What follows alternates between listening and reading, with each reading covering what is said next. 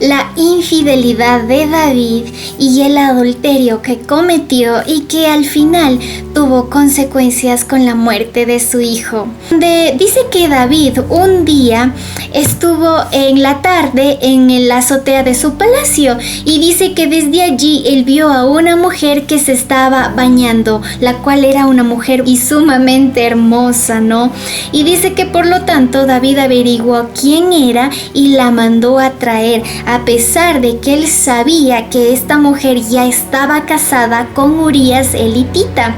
Resulta que la llama, se acuesta con esta mujer y dice que ella estaba incluso, dice Betsabé, se había purificado de su menstruación y después de unos días ella quedó embarazada.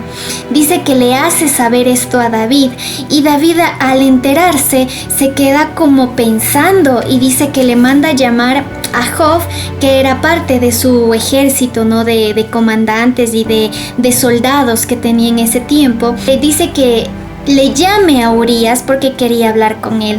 Así que la primera oportunidad que David buscaba era que David le dice: vete a tu casa y acuéstate con tu mujer. Que tan pronto como Urías salió del palacio, pues Urías recibió un regalo de parte del rey, pero dice que él no fue a su casa, dice que él se acostó a la entrada del palacio porque ahí dormía la guardia real. David le pregunta, ¿no? ¿Por qué haciendo un viaje tan largo no te fuiste a tu casa como yo te mandé a acostarte con tu mujer? Porque la idea de David, fíjense esto, era que Urías se acostara con su mujer y pues ese hijo que era de David, Urías hiciera cargo.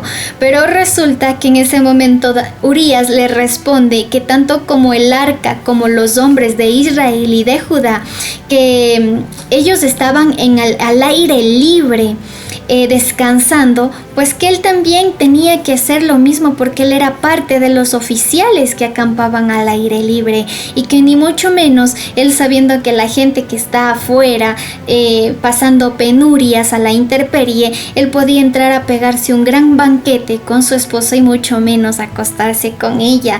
Entonces David se queda pensando y su segunda opción es donde le dice: bueno, mañana te enviaré de regreso, le replicó David. Dice la palabra, él quería que vaya donde su esposa, pero dice que Urías se quedó ese día en Israel y que al día siguiente David le invita a un banquete y lo emborracha con la intención de que vaya donde su esposa, pero dice que él no fue a su casa. Sin embargo, David le escribe una carta a Joab y le manda con el mismo Urías, y Urías pues nunca abre esa carta, no la fidelidad de él hasta el final, pero esa carta decía que a Urías le coloquen al frente de la batalla donde la lucha sea más dura y que luego lo dejen solo para que lo hieran y lo maten, con la intención de que David, al haber pecado con su esposa, tarde o temprano se iba a saber. Y la palabra dice que debajo de la tierra y del cielo nada está oculto, pero como Urías estaba caminando por el camino recto, por el camino de la ley del Señor, pues no iba a pasar esto, tarde o temprano se iban a enterar, y David, al no querer que pase esto, pues mandó a matarlo. Pero el Señor es tan grande que le dice a Natán, que en ese tiempo era amigo de David, pero que también era un profeta del Señor, y le dice que se vaya a hablar con David. Y cuando llega y habla con David, le dice: David, dos hombres vivían en un pueblo, el uno era rico y el otro era pobre. El rico tenía muchísimas ovejas y muchísimas vacas. En cambio, el pobre no tenía más que una sola ovejita que él mismo había comprado y criado. Dice que la ovejita creció con él y con sus hijos, y que tanto así él le quería como su propia hija, que la ovejita comía del mismo plato y comía también y tomaba agua del mismo vaso y dormía en su regazo. Y dice que un día llega la visita a la casa del hombre rico, y como no quería matar, fíjense la codicia, la avaricia de este hombre rico, ninguna de sus ovejas o vacas, dice que para darle de comer al huésped va y le quita al hombre pobre su única ovejita.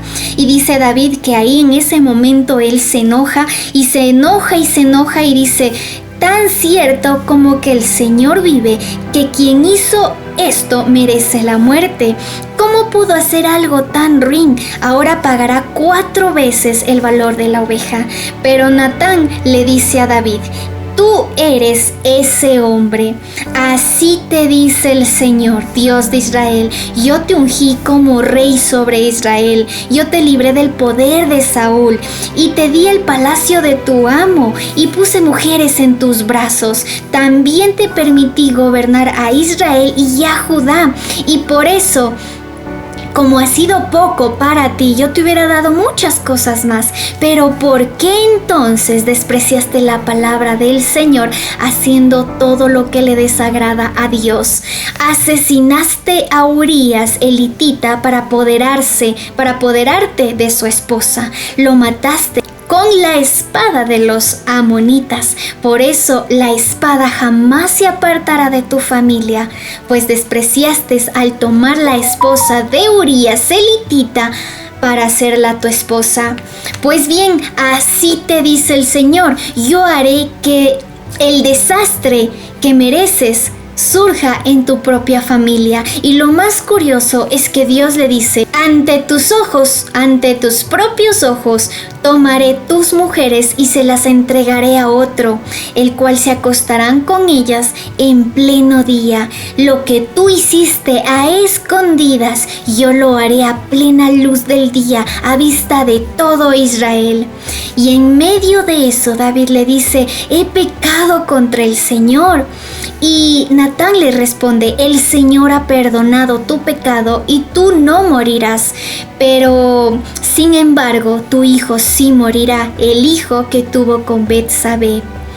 Pues en ese momento dice que el Señor tuvo que mandar ese juicio, porque David nunca comentó eso a Dios, no se arrepintió de su pecado. Y sin embargo, David, claro, Dios es un Dios misericordioso, pero también es un Dios que ama al humilde y que reconoce su pecado. Y dice que David ayunó durante 7 días y 7 noches, queriendo cambiar la voluntad de Dios. Pero ¿por qué resulta que no funcionó este ayuno? Porque David estaba ayunando para cumplir sus propios deseos carnales, pero no estaba ayunando para Dios. Si hubiera ayunado para Dios, el Señor tal vez hubiera cambiado de opinión. Pero sin embargo, todas las cosas que en este mundo nosotros hacemos tienen su consecuencia. Así que más vale arrepentirse a tiempo que arrepentirse fuera de tiempo, donde Dios ya te ha dado oportunidades, pero que las has despreciado, como dice su propia palabra. Así que yo vengo hoy a darte esta palabra muy buena, muy agradable, muy perfecta. Nos hace reflexionar de cómo estamos a cuentas con Dios. Ve y el Señor, el momento que tú te purifiques, el momento que tú te arrepientas, el momento que ayunes para que el Señor haga su voluntad y no la nuestra, en ese momento el Señor va a poder depositar un vino nuevo en odres nuevos. Recuerda que nunca se deposita vino nuevo en odres viejos, porque se reventará el odre viejo y el vino se echará a perder. La palabra nos dice en Lucas, donde dice que nadie quita el retazo de un vestido nuevo para remendar un vestido viejo.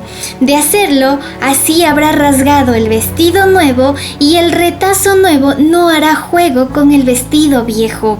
Nos está diciendo también en otras palabras que nadie echa vino nuevo en odres viejos, porque de tal manera los odres viejos se reventarán y se arruinará, se desperdiciará el vino nuevo. Por lo tanto, siempre se debe arreglar donde se coloca en el odre nuevo el vino nuevo. Bendiciones, Dios te bendiga.